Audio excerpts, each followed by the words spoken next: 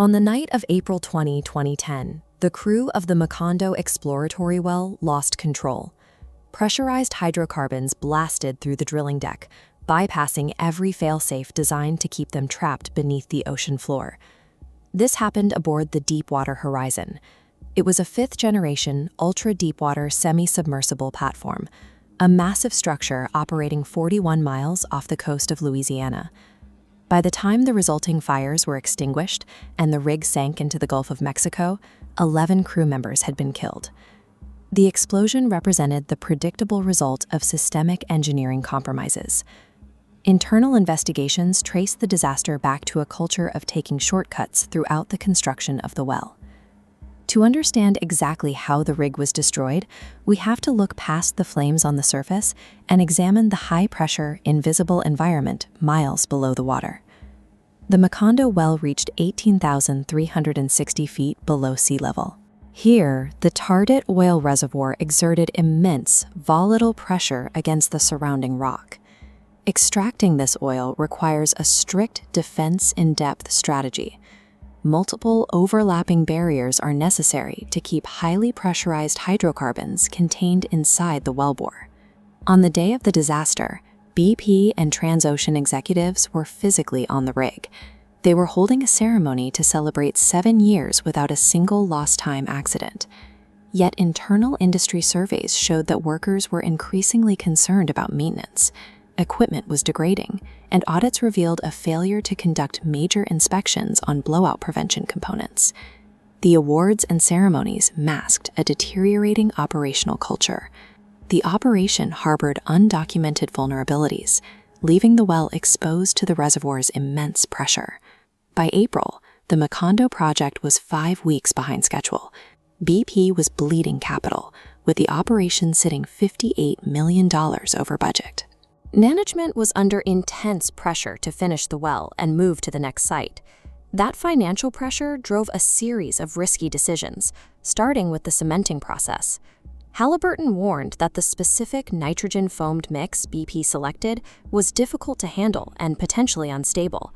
BP proceeded anyway. For that cement to form a perfect seal, the steel casing pipe must be held perfectly centered inside the hole. Engineers use mechanical devices called centralizers to keep the pipe aligned, ensuring the cement flows evenly around the entire circumference. Modeling software indicated the well required 21 centralizers. To save time and reduce costs, BP management chose to install only 6. Without proper centering, the pipe leaned against the side of the wellbore. The cement flowed poorly through the uneven gap, causing a fluid inversion. The primary barrier failed, leaving an open path for hydrocarbons to surge up the casing. The crew conducted a negative pressure test to check the integrity of that cement seal. The test yielded an alarming result. The drill pipe registered an anomaly of 1,400 psi, while a parallel line showed 0. Instead of treating this pressure reading as a warning of an imminent leak, the crew rationalized the data. They accepted a theory that a bladder effect was causing the reading and concluded the test was successful. By prioritizing the budget and the clock over the physical data, the team allowed the operation to move into its most vulnerable phase. They proceeded with the abandonment plan, completely unaware that the highly pressurized reservoir was already surging rapidly toward the surface. At the very top of the well sat the blowout preventer, or BOP. This 360-ton valve system acts as the final failsafe. If all other barriers fail, its blind shear rams are designed to physically cut through the drill pipe and seal the well completely. But the uncontained blowout exerted an extreme upward force, causing the heavy drill pipe to buckle off center inside the BOP. When the blind shear rams activated, the pipe was outside their cutting range, failing to seal the well. At 9:49 p.m., the surging hydrocarbons reached the rig floor. The crew attempted to divert the flow to the mud gas separator, but the sheer volume of the blowout instantly overwhelmed the equipment. It discharged a massive gas plume directly over the deck, which quickly ignited. The rig sank 2 days later. With the wellhead severed and unsealed, oil poured unchecked into the ocean. Over the next 87 days, an estimated 4.9 million barrels of crude oil polluted the Gulf of Mexico. The simultaneous collapse of every primary, secondary, and ultimate failsafe resulted from the mathematical certainty of compounding negligent decisions. Every compromise made to save time removed another layer of the rig's defense in depth. The government response forced a total restructuring of offshore oversight.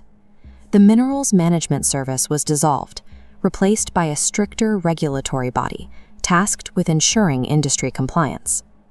New regulations were established to prevent a repeat of the Macondo failures. Operators are now mandated to deploy multiple mechanical and cement barriers, use third-party well-design certifications, and employ blowout preventers capable of handling buckled pipe.